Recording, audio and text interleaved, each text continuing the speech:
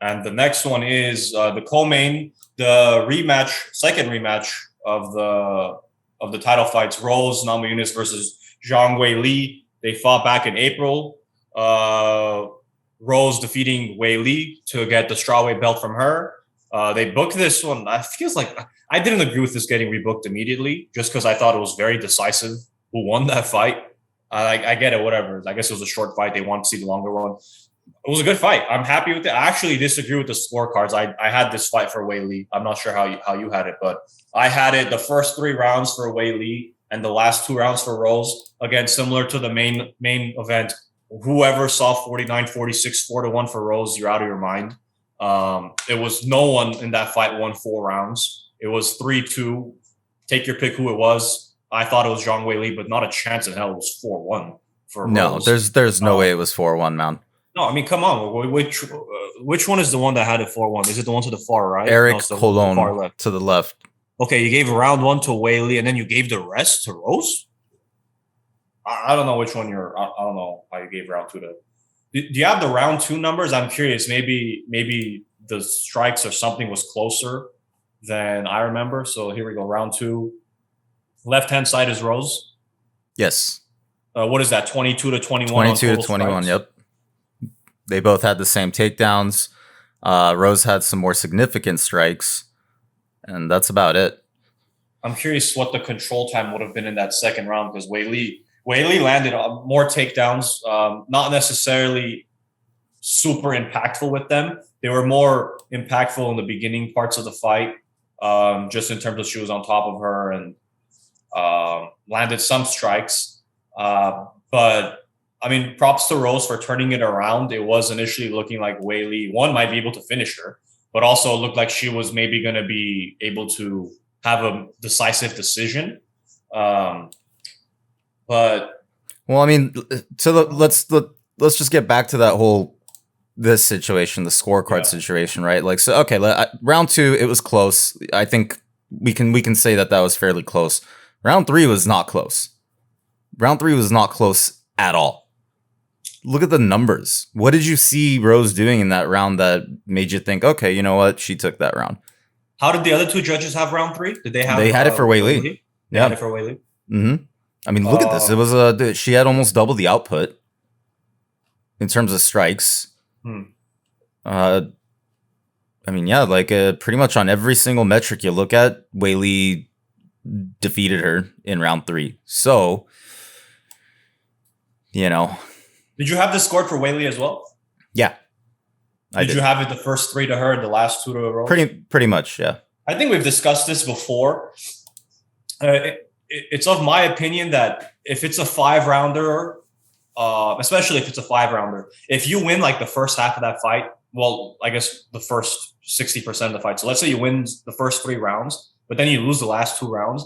It seems like the judges like end up weighing those last 2 rounds more. I don't know how these judges do it. Like if they have like notes in front of them, I don't know if they break it down by round. I don't know if it's just like what they remember watching. I'm curious how they do it, but at least from a fan's perspective, when I see something like this, it seems clear to me the first 3 rounds were for Weili, and then the last 2 were for Rose. What it looks like is if you win those first 3, but then you lose the last 2, so the freshest 10 minutes in these people's minds, it's like, oh yeah, she took the last. It seems like the last whatever amount of time has been all Rose. So yeah, I think that fight was Rose. That's how I understand. It seems like to me in these instances where it's like, but she won the first more than half of the fight. How the hell did we end up losing it just because of the last 2? And again, I think it's optics. They have to go round to round though, dude. But that's how it looks like. They have to go round to round though, because look, how do you score if that was the case, right? If they're looking at the last 2 and going like, oh, she clearly took, and then they go back and like, I don't see it happening like that because I mean, you would, that makes sense. Yeah, I mean, look, like, happening to me. How do you give her round 2? Or 2, 3. Sorry, you were saying round 3. Round 3. Yeah, round 3. How do you give her 3? I don't know, man. These guys are so frustrating sometimes. But yeah, I had taken Weili. My logic, I think I've mentioned it before, but my logic was basically look at what she did to Joanna, the Megamind situation, and then I actually think as decisive as Rose's victory was the first time that they fought, I think it was a fluke. Not in the sense of like Rose doesn't have talent. Rose, she obviously does. She demonstrated that. But you're going to get hit that quickly and you're just going to drop. We don't get to actually see a performance from either fighter. So in that sense, I feel like that could happen to anybody. You know, that doesn't mean that given a full 3 rounds or a full 5 rounds, the fighter that gets that KO is going to be able to beat the other fighter. So in the sense of like, doing it again, like having Rose v. Weili 2, I think it was warranted. I don't think Weili should have tried to, you know, let's say fight a lower ranked fighter to regain a title shot. I think this was proper. You know, it gives us a decisive, you know, it gives us a very decisive, you know, thing now. Like now we know, okay, Rose, it wasn't just a fluke. She won. Next.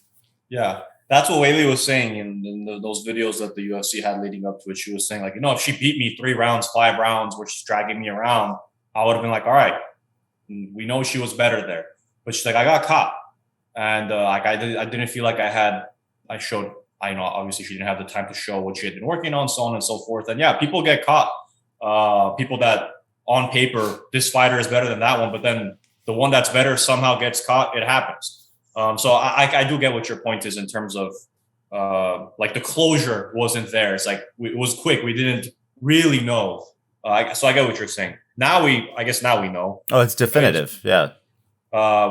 We disagree, but it's still definitive. Yeah. And I commend both ladies, of course, but you know, Weili had a very good attitude after the fight about it. She stuck around, did the interview, did the post-fight interviews as well. Had a good attitude, wasn't, you know, bitter or anything. Look, she's super talented, man. I mean, I don't see in this universe how she doesn't get back. She will. Title fight. She absolutely will. Yeah. Honestly, I would like to see her move up and then challenge Valentina. I think that would be a fascinating fight. That would be a fascinating fight. Who's challenging Valentina at 125? Who can? I think because Weili's buff. I think she can probably be a pretty good 125 size. Like I don't think she's compromising because we've discussed it before. Valentina's like a lean 125. Weili's a pretty big looking 115. I think she could move up. That's a super fight, man. That could be a main card, like a main event. Doesn't have to be a co-main. Doesn't have to have like a male title fight. That would be a fascinating fight on its own to headline an event. Will that happen? Probably not. No, probably not. I think that would be like a women's fight that I would be very interested to see. But yeah, I mean, look, again, we don't agree with the decision, but it was definitely a good fight. Questionable scoring, but yeah. Any parting thoughts on this one? Nope. No. All right. So that was our co-main event with another and still. So the 2 title fights, both incumbent holders continue to hold their belts.